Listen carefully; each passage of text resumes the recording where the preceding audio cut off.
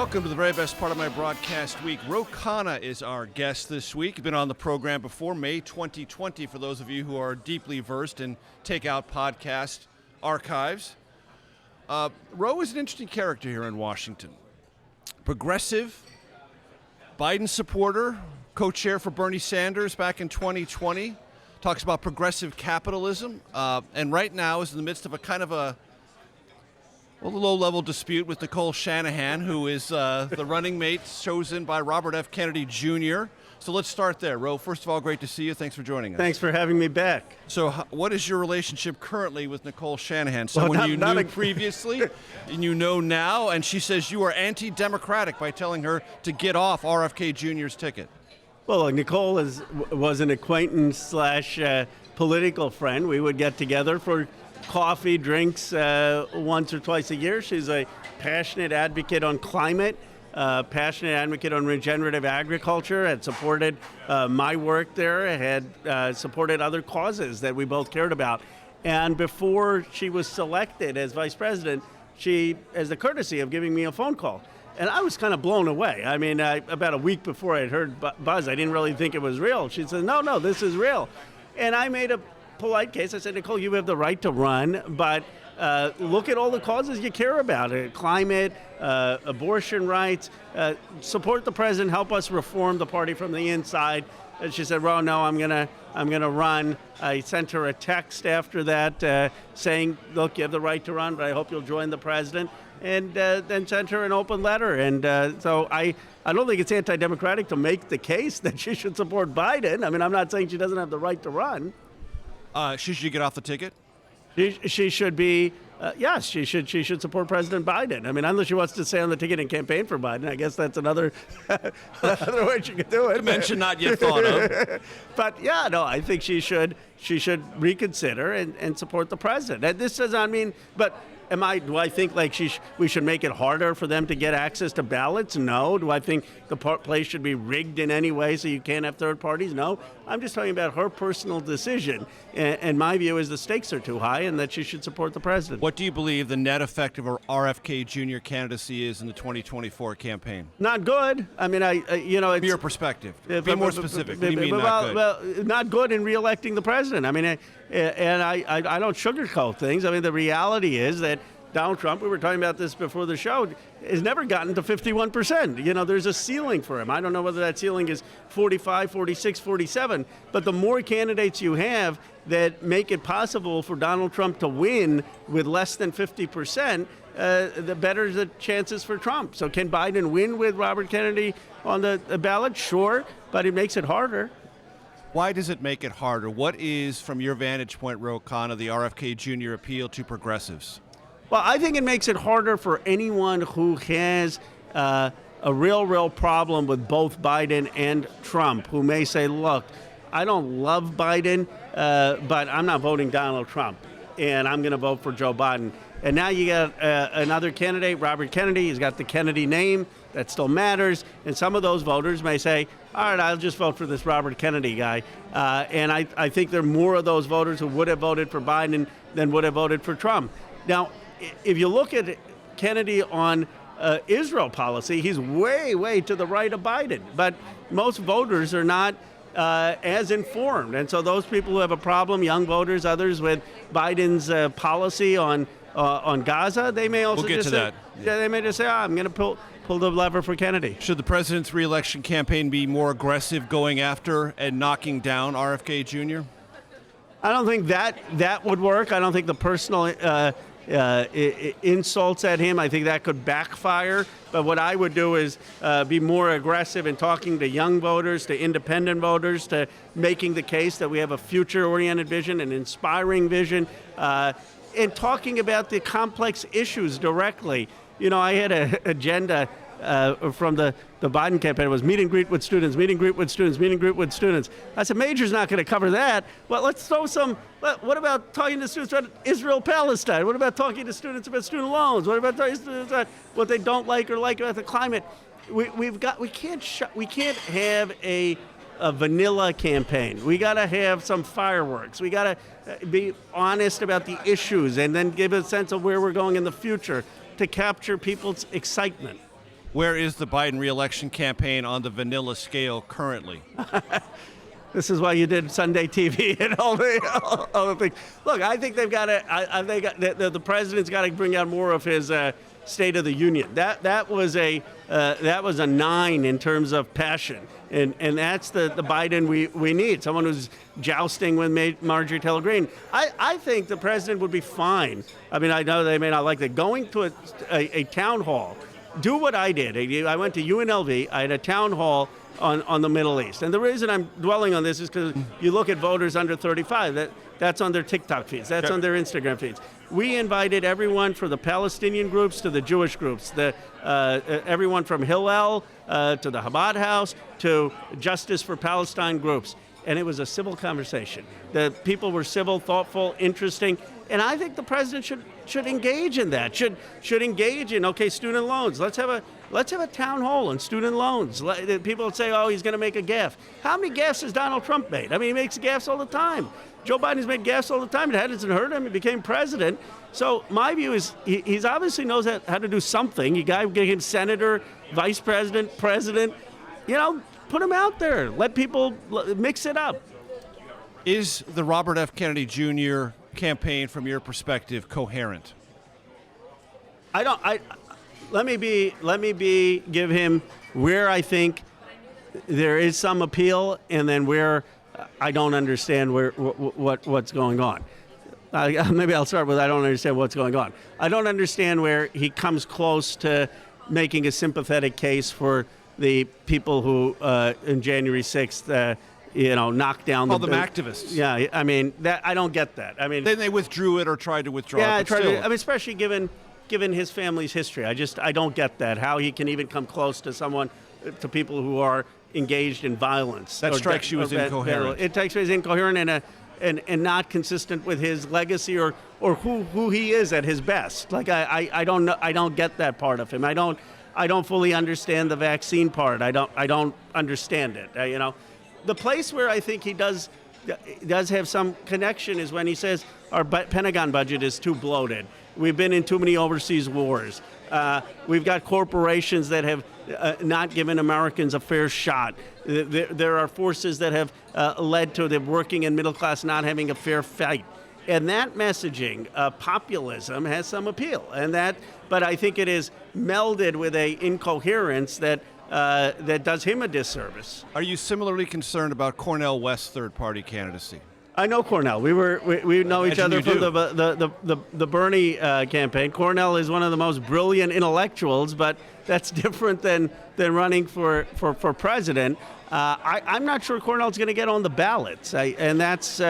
He's out there. He wants to speak about economic justice, racial justice, human rights. That more power to him.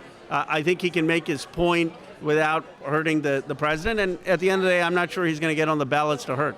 Speaking of ballots, do you fear that Robert F. Kennedy Jr. and No Labels could come together and he could find ballot access otherwise unavailable? I do think there's a possibility of that. I think that would really hurt, though, even the economic populist appeal that I said, right? I mean, Kennedy's whole... Because No Labels is not necessarily a hotbed of economic populism. No, and you listen to Kennedy's announcement speech, which I listened to, and the parts where he's talking about the military-industrial complex and defense contractors making too much and not being in overseas wars and corporations making too much profits. You they're listing the No Labels donors. Huh? Yeah. So then you get No Labels donors to fund you, and there's a bunch of hypocrisy. So I would say that would hurt his message, and I think it'd come at a huge cost, because right now he has at least a quirky outsider perspective. That's the voice of Ro Khanna, our special guest. Segment 2 of the Takeout coming your way in just 1 second. Yeah, I'm all for helping with the defense, but not with the offense. At this point, we need a permanent ceasefire and release of hostages.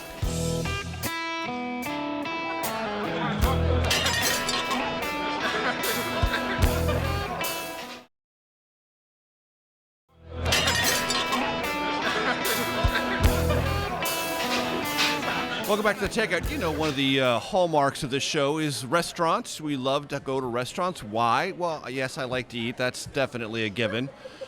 But as you know, it's a fundamental truth of this show. All conversations are better over a meal. That's just a fact. You know it and I know it. Ro Khanna is here. We're at Carmine's. We want to thank them for their hospitality. And you know, we always pay for our food. When I say hospitality, I just mean putting up with us. We pay for everything. My dinner's on its way. So, Ro, I want to talk to you. You mentioned about Gaza, Israel. This is an enormous issue for the globe. It's an enormous issue for the future of Israel. It's a very pressing issue as a matter of policy and politics for the White House. Are you currently satisfied with President Biden's approach and emphasis on civilian populations achieving some sort of protection in this conflict with Israel? I believe the president has come a lot closer to where I and some progressive Democrats are than us coming closer to where he is. So he's moving in the right direction. Did the tragedy of the World Central Kitchen force him in that direction? I think he's been inching in that direction, but that, I think, was a galvanizing event. A key moment. And it was the first time that he clearly stood up to Netanyahu publicly. And Netanyahu relented. I mean, Netanyahu then let in aid. So in part, then people say, well, okay, if you can, your whole argument has been, well, Netanyahu's doing his own thing. What influence do I have? But the first time you told him that you wanted something done, he relented. And it was the first time the president said, if you don't do something, our policy will change. Yes. Look, Ronald Reagan, when Menachem Begin was Prime Minister of Israel, and Israel was going on too far in Lebanon, called up Menachem Begin and said, you will stop. And Menachem Begin stopped within a few hours, and Reagan later said, I never realized how powerful the American presidency was until that moment. And I believe that the president has enormous power with Netanyahu. He did the right thing by standing with Israel in the beginning after the heinous October 7th attacks. Those should be condemned unequivocally. There should be no dispute that Hamas is a terrorist organization, that Hamas engaged in sexual violence of the worst kinds. But after a month and a half where Hamas, his battalions were destroyed, this war should have come to an end with a release of hostages and a permanent ceasefire. The president then should have started calling for that. And at this point, we should not be transferring offensive weapons to Israel. We should not. We should not. 56 members of Congress, including Speaker Pelosi, wrote a letter to the president, including me, saying that I am all for still providing Iron Dome. I'm all for still providing... Iron Dome is a method by which Israel can defend itself against missile attacks. Against missile attacks. I'm all for providing Arrow 3. Those were the types of interceptors that worked, fortunately, in the Iranian attack recently at Israel. And I'm glad that the president sent our military to help intercept some of those. Our thanks to Destiny. That's very good. Garlic bread has arrived. Destiny, we thank you. Thank you. And I appreciate that our military helped stop a lot of those missiles. So unfortunately, only one 7-year-old girl has been hurt and in critical condition. I'm all for helping with the defense, but not with the offense. At this point, we need a permanent ceasefire and release of hostages. A guest on this show recently, Samantha Power, said that famine has begun in Gaza. Is Israel the cause of that famine? Israel has not done enough to prevent the famine. I mean, obviously, you start with the fact that Hamas should never have attacked. I mean, that's the first problem. And I agree that Hamas is not always getting the aid into its people. So you can't have a view that it's all Israel's fault. But Israel has insisted on blaming all of UNRWA, and there are the UN Relief Agency. UN Relief Agency. That's the only agency that has the distributional mechanism there. So even if you have a few people affiliated with Hamas, and I'm not saying that's not true, there are 12,000 aid workers, we can't just be defunding it. Israel restricted too much the land corridors to allow aid in from Gaza, forcing us to do things like construct a seaport, which is delaying the process. Finally, they're relenting and allowing aid in. But the most obstructive thing is that they're bombing. I mean, they're bombing the area, and so it's hard to get aid in when you're competing with bombs. Do you believe, Ro Khanna, at any level Israel has committed war crimes? I will leave that to the courts. I mean, there's a case with the International Court of Justice, and I'll leave that to the State Department to look at the facts. And I don't think it's for me to sit here and make a legal determination. What I will say is that Netanyahu is engaged in bombing that has been indiscriminate, that they has hit hospitals and refugee camps and has not exercised sufficient care for Palestinian lives. Let me rephrase it. Has the credibility of that charge ever been this close when it comes to the state of Israel? I don't think that there's ever even been a case against Israel. So by definition, Netanyahu has come closest to the line of having people criticize Israel not paying sufficient attention to Palestinian civilian women and children and lives. And whenever you say that, Shatila and Shabrook would have been very close in the history of Israel. Fair enough. Tom Friedman would argue that was been a case where war crimes accusations could have been leveled. Fair enough. I mean, I leave that to Tom Friedman. But in modern times, and I think that Netanyahu has shown an indifference that has not made Israel look well in the global community. And I think anytime someone says that... Do you believe Netanyahu is missing something about what's happening to Israel's reputation in this moment globally? He's either missing it or he doesn't care. But I would just say to the Prime Minister, come talk to voters under 40 in America. You know, what do you understand? I mean, just someone briefing you on TikTok and Instagram and the feeds. I mean, you're losing young Jewish voters. You're losing young Jewish Americans. I heard secondhand a story, but I think it's true, and I don't mind repeating it with the caveat that it's secondhand. Our ambassador to Israel came back, and he was telling a friend of his, Tom Nines, he said, you know, with some curse words, my daughter, I'd have no problem that she's to my left, but does she have to be at a Free Palestine rally in New York? This is our ambassador to Israel, right? I mean, you know, they're losing a new generation. And then they come back, the answer from the Israeli government, who I've talked to is, Ro, but Hamas is doing this. Hamas is hiding civilians. Hamas is doing this. Anytime you criticize Israel, I said, Israel is not Hamas.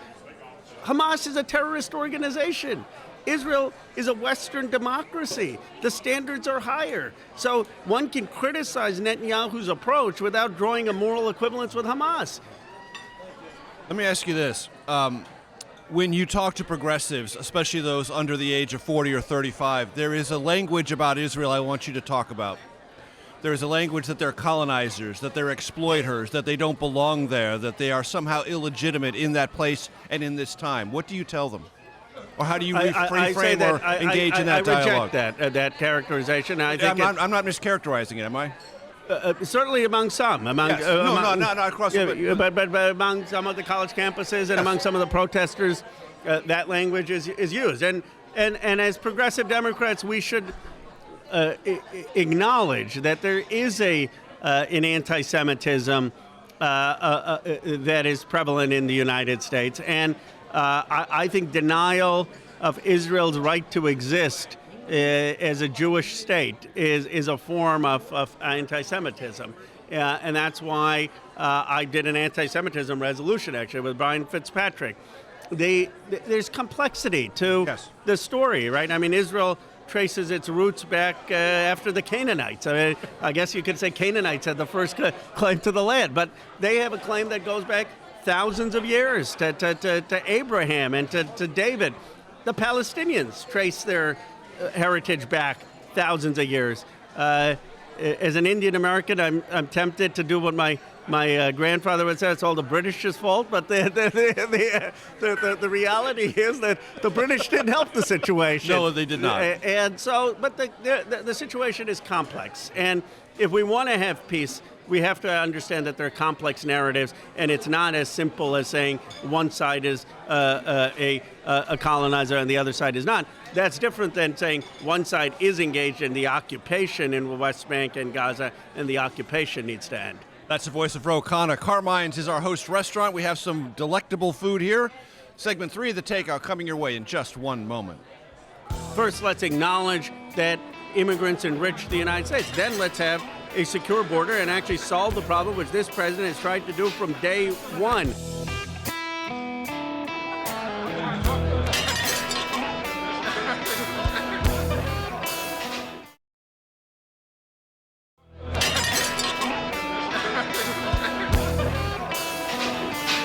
Welcome back to the Takeout. Ro Khanna is our guest. We were talking a few moments ago, Congressman, about the Biden economic message.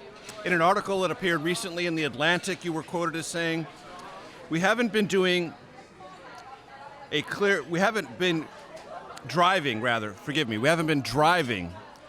message. We have to have a better message on the economy, and we have to have a better message on immigration. Do you still believe that? I do. I would say two things on the economic message. One, we have to understand people's pain and anger and frustration on two accounts. One, on an immediate basis. Rents are still high. The cost of food is still high. The cost of gas is still high. So we need to make an argument that we're going to do more to lower costs and increase pay than Donald Trump, not that somehow we have triumphed and because unemployment is low and inflation is 3.5%, things are great. But on a more deeper level, we have to understand that a lot of people were upset at the institutions because the institutions of this country have let people down, hollowed out industry, hollowed out the working and middle class, sent jobs offshore, cheap wages, and people's identity was lost. And that happened over 40 years while politicians watched, while Wall Street watched. I think it's what created the conditions for Donald Trump's rise. And so to go to these communities and say, we understand that you were shafted. We understand you don't see yourself in modernity in terms of the economy. We understand why your parents' life may have been better. And here's our vision for what we want to do. And by the way, we're not going to finish the job in 8 years. This is a 20-year project to rebuild places like Johnstown, Pennsylvania. So in my view, we need a more empathetic economic message that recognizes the legitimate grievances of voters. Do you believe in this inflationary environment that corporations are gouging consumers? I think that they're benefiting from it. Because there's a delta, ladies and gentlemen. Check the economic data on this. Wholesale prices and inflation prices. There's a big gap in between them. And one of the ways that economists explain that is profit-taking on the part of the sellers, meaning the corporations. Yeah. Do you believe that to be true? I do. I mean, look. The president say more about that. Yes, I mean, and I think you should say it simply in Joe Biden language. Have you ever noticed that the price at the pump goes up really fast, but it doesn't come down that fast? Have you ever noticed your rent goes up really fast, doesn't come down that fast? And there is that delta, which corporations used inflation to jack up the prices. They haven't brought it down, and that's the profit margin that has led to record corporate profits. And there needs to be pressure on them to bring it down. This is why I have been for a rent cap. Now, in traditional economics, this is heresy. Yes. Milton Friedman made his career, his first paper, I know because I went to University of Chicago, was against rent caps. The reality of the modern economic research, in New Jersey, they did studies which have rent caps. It does not hurt supply because you have an artificial shortage. Friedman's papers make the assumption that there can't be an artificial shortage. And right now you've got the landlords getting all the benefit of that and not the renters. And we need to balance that out. But we need policies like that are actually going to make a difference on people in the street who are saying, well, what's happening with my rent? You also said in The Atlantic, I mentioned it, we, meaning the Democratic Party, and I believe the royal we there is President Biden, needs a better immigration message. What's wrong with it? First, we need to be aspirational about being an immigrant nation. You know, Mario Cuomo's 1984 speech, after that he was asked about his parents, and he said, I imagine what it was like for my parents to come to Ellis Island. And I imagine my mother being asked, what is your education level? 8th grade. What does your husband do? He's a ditch digger.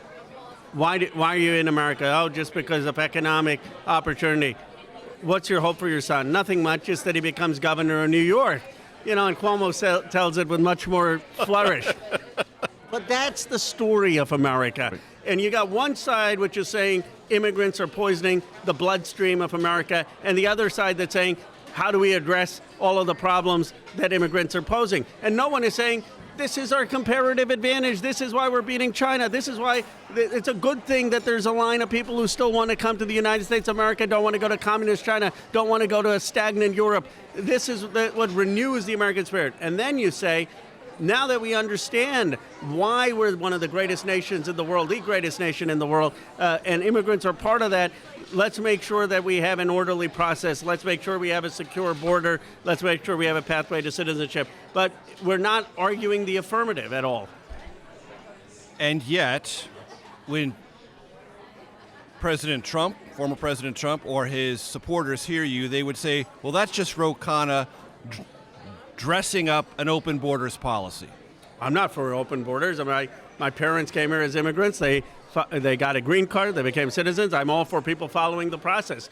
But first, let's acknowledge that immigrants enrich the United States. Then let's have a secure border and actually solve the problem, which this president has tried to do from day one, which is more border agents, more immigration judges, more processing of people before they get to the border, and not having draconian policies such as punishing sanctions in Venezuela that started under Trump, that we were supposed to get rid of Maduro. We still have Maduro, but we've got a whole group of Venezuelans who are fleeing because of the economic conditions caused by some of our sanctions.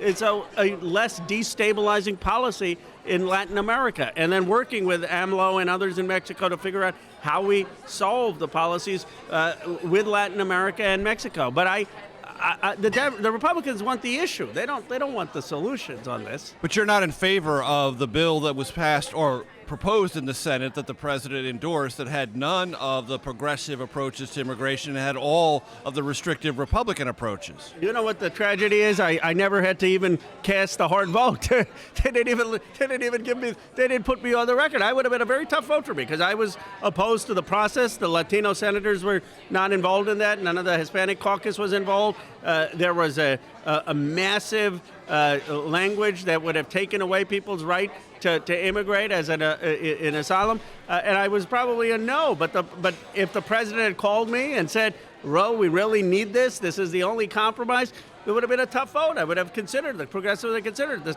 the tragedy of that is even though the progressives got nothing, even though the president basically gave the Republicans carte blanche to write that bill, even though the Latino caucus, Hispanic caucus had no say, Donald Trump still opposed it. And the sad part is he's paying no political price for it because he's still 20 points up on immigration. I mean, it's just a sad part, and that's why he did it. It's politics. When Donald Trump talks about, as he frequently does, concentration camps and mass deportations in this country, what comes to your mind? Ignorance. Does that make you fearful? It makes me fearful for people who are undocumented in this country. It makes me fearful for people who are immigrants. I have enough faith still. I mean, maybe this is the optimism in me, my Bucks County roots, that I think this country is strong and our institutions are strong and our character is strong, that we would successfully resist the president if Trump somehow won again, his ability to do that, including the courts, which I have criticized and have disappointed me, but they did uphold the election in 2020. But what first comes to my mind is how sad that someone running for the American presidency is using that kind of language in the United States of America for political gain and for his own appealing to the worst instincts of his base. In June of this year, will Mike Johnson still be the Speaker of the House? I think so. I know Mike. We came in together. I think on Ukraine he wants to do the right thing. We have ideological differences, but I think he's not one of these, let's just blow the place up. Will he still be Speaker because Democrats worked to protect him and preserve his speakership? I said if he brings a clean Ukraine bill, I would look to table a motion to vacate him. But at some point, I think the Republicans also will say, do we really want to change horses a few months before the election? And, I think he hangs on at least till November. Do you think there will be a clean Ukraine bill soon? I think Johnson wants to get there. He would have Democratic support. He'd have people like me if he puts up a clean Ukraine bill helping him not get vacated. I'm hopeful we'll have some movement on it. That's the voice of Ro Khanna. More food has arrived. We'll continue the conversation and enjoy the food when we come back. Segment 4 of the Takeout coming your way in just 1 second. I think abortion rights is a huge, huge decision. We overperformed in 2022 because of that.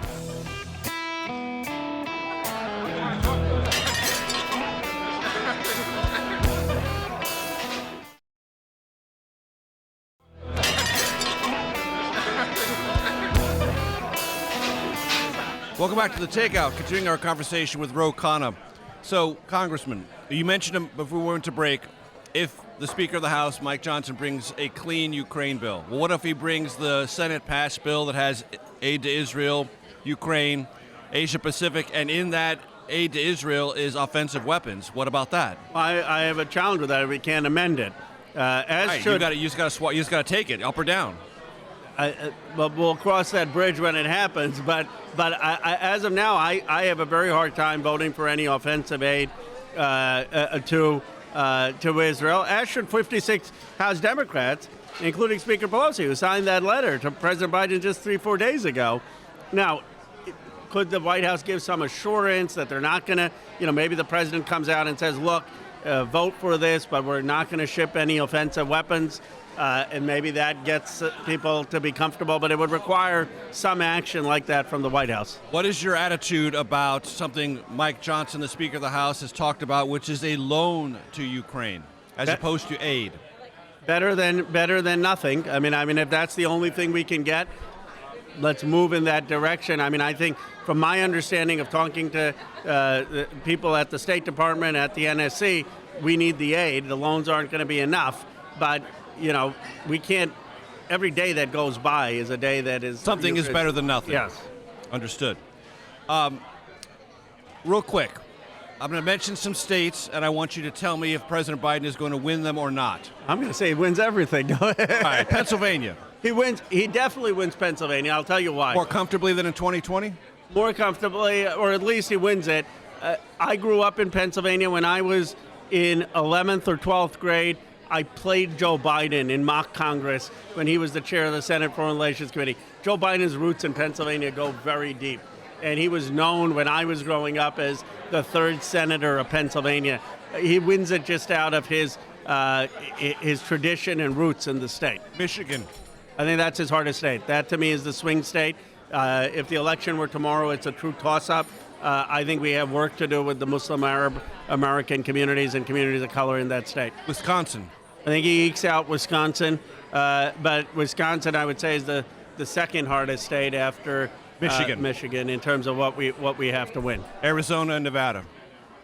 I think he wins Nevada. Nevada, the Democratic Party is much stronger than people realize. That always looks like a close election. We turn out the votes.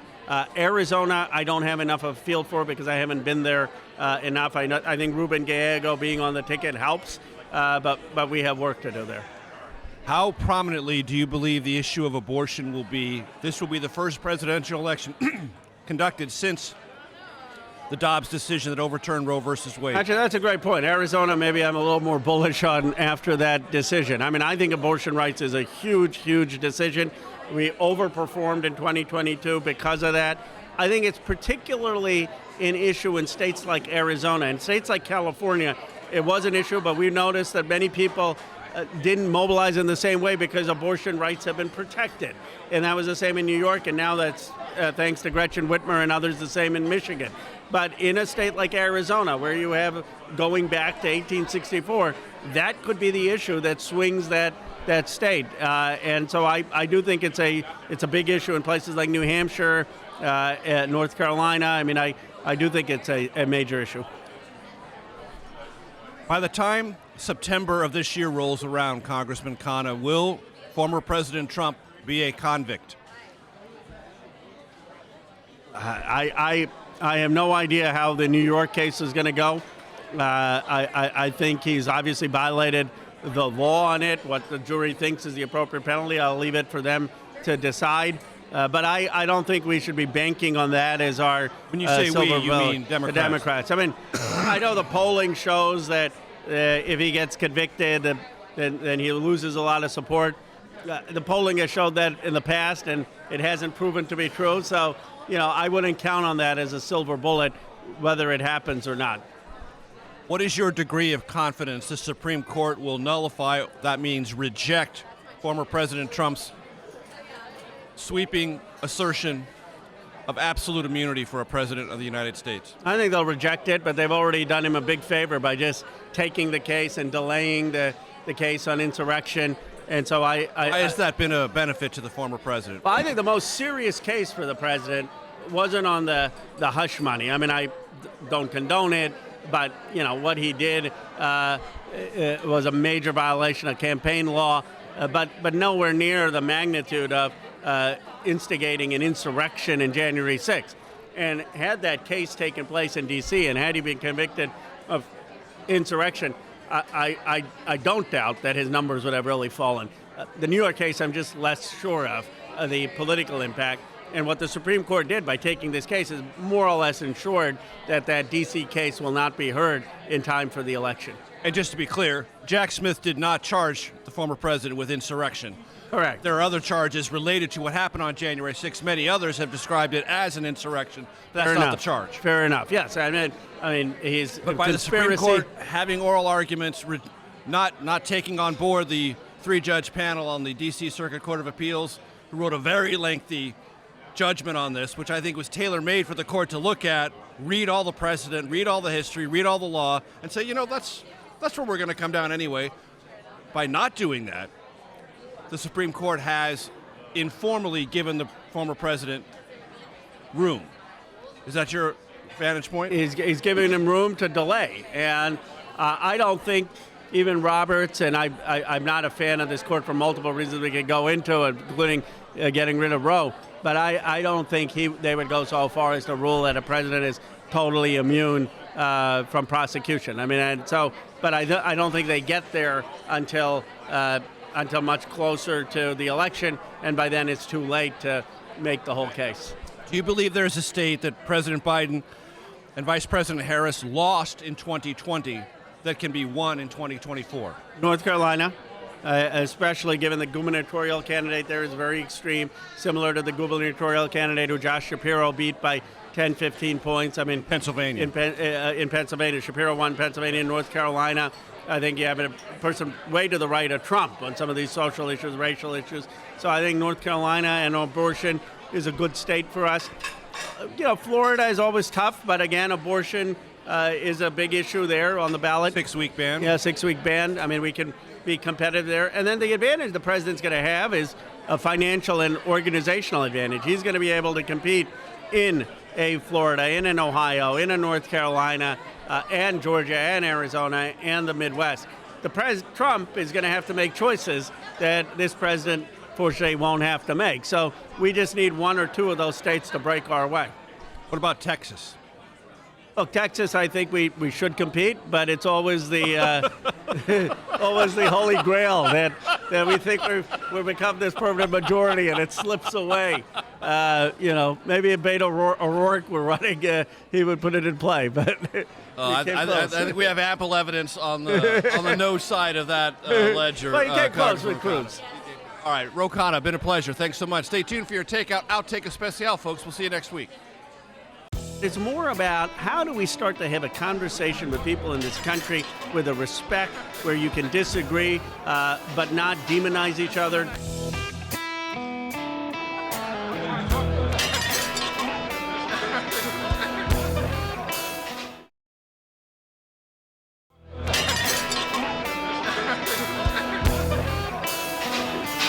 Welcome to your Takeout Outtake Especial. We are at Carmine's, thoroughly enjoying our time here. Ro Khanna is our special guest. He's been on the show before, so he's answered the 3 threshold questions. Go back to the archives, get the answers there. So I want to ask you, spend 3 minutes talking about this because I think this is a fascinating insight into your experience in politics. Who is Derek Longo? Derek Longo is my social studies teacher. Boy, you really read the article. From high school. From high school. He came into Bucks my County, class. Pennsylvania. Bucks County, Pennsylvania, Council Rock.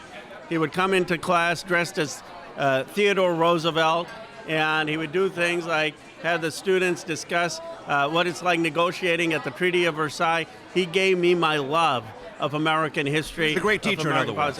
Incredible teacher, one of my best teachers, and I count my time at Chicago and fancy law schools. He was one of my best teachers. And, he had suffered a terrible, terrible tragedy. His daughter, who was pregnant, was hit by a bus driver, killed. His son was severely injured, fortunately recovered. The bus driver had been on drugs. And ever since I learned of that, I've invited him every year to come to the Capitol. He hasn't felt like it. I still hope if he listens to this, he'll take me up on it.